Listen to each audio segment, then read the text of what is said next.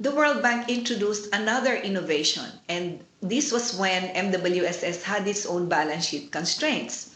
What happened was the World Bank lent money to another government bank, the Land Bank of the Philippines, which provided the guarantee.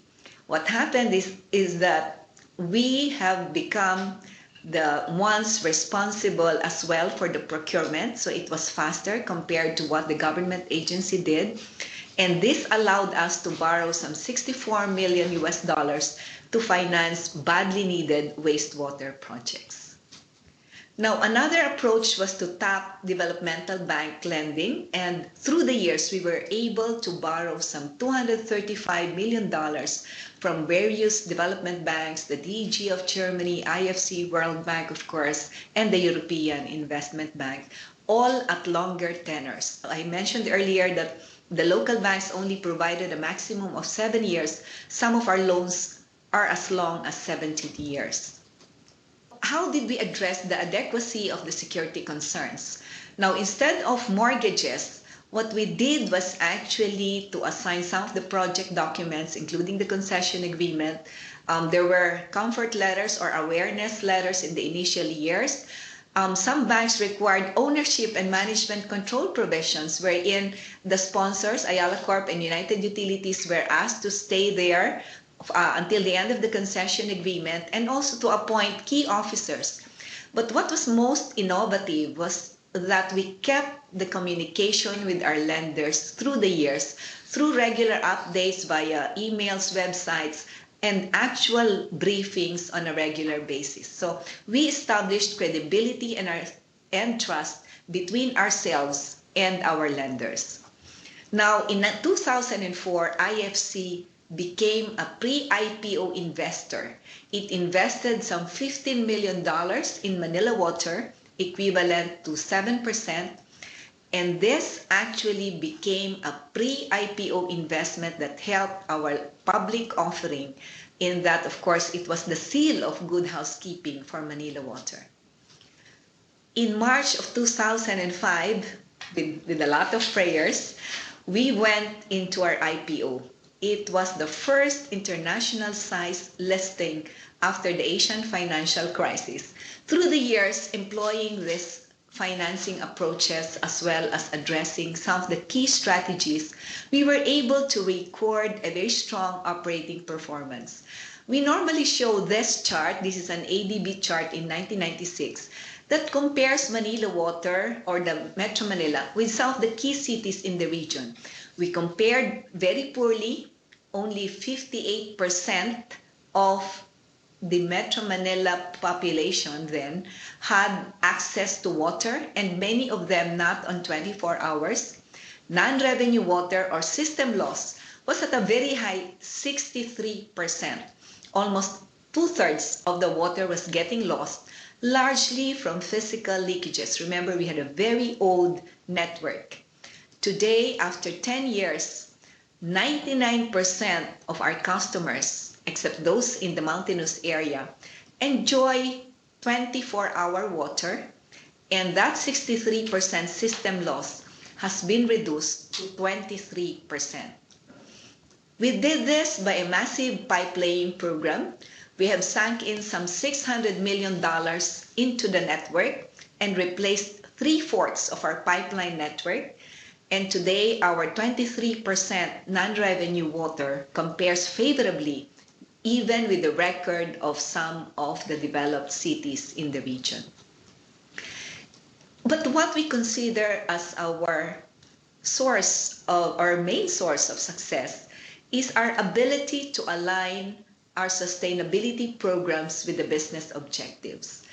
We have connected 2 million additional people to our system since 1997. Now, these customers actually allowed us to improve our build volume, encourage the multilateral banks as well as developmental institutions to lend us money at good rates. But more importantly, these customers even supported us before the regulators when we asked for tariff hikes. And why is that? Now, this chart really shows that For most of our customers in the informal settlements, their source of water before we came in was largely commercially vended water, the price of which was 10 to 15 times higher compared to our current tariff rate of about 25 US cents per cubic meter. And remember, the water that was trucked or bought in jerry cans or drums at that time was not potable. And so most of our customers, even from the poorer settlements, were very thankful for having received piped-in water that up to now, our collection efficiency in that areas remained quite strong. We actually even added to our various sustainability programs through this program that is administered by the World Bank, the Global Partnership for Output Aid. We have to date been allocated some $2.8 million in terms of grant, which actually go to our poorer customers. These amounts will subsidize new connections, some 20,000 households will be benefited. And in addition to having connections, these people will get basic plumbing fixtures because unfortunately, many of them didn't even have simple water closets. So it is through GPOBA that we will help some people, and to date, out of this funding, we have already connected 5,000 households. We have also been focusing on sanitation projects and also reforestation as well as watershed management to protect our water sources.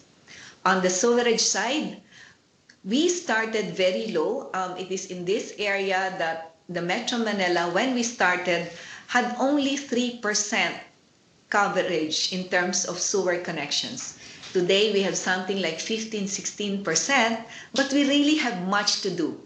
Nonetheless, we were able to add 31 sewage treatment plants in various parts of the East Zone, as well as 2 major septage processing plants. Now, in terms of customer service, we are actually tracked by the regulators through an independent survey that is done on a regular basis, the last time being in 1996. In that survey, some 300 communities were surveyed, and 96% of them rated our service as very good. We have a good system. We are on SAP, this is the leading global business software, such that we are able to read the meters today and issue the bill to the customer some 48 hours later. Now, all of this, of course, translated to a good financial performance. Through the years, by recovering water that is getting lost and bringing them to expansion areas, we were able to increase bill volumes and revenues increased significantly, as well as the bottom line. But I'd like to point out that we have given out much more in terms of new CapEx infrastructures. So all of our revenues plus borrowings go into new investments in water and wastewater projects. The stock market has also rewarded us. Through the years, our stock price had gone up. Today, notwithstanding the fact that because of the global financial stresses, most of the stock markets, particularly in emerging economies, are down, Manila Water price has held on, and we are considered the best performing stock in the Philippine Stock Exchange year to date. And from $68 million in 1997, we are now a $1 billion company. That's the size of the market capitalization of Manila Water.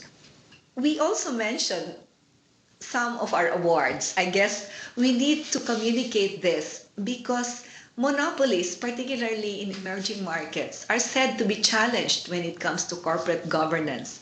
And so we always also show that in terms of our corporate governance initiatives, we have done very well. We are particularly proud to have become the 2007 IFC Client Leadership Award recipient. This is a global award not only for performance, operating and financial performance, but also for our sustainability programs.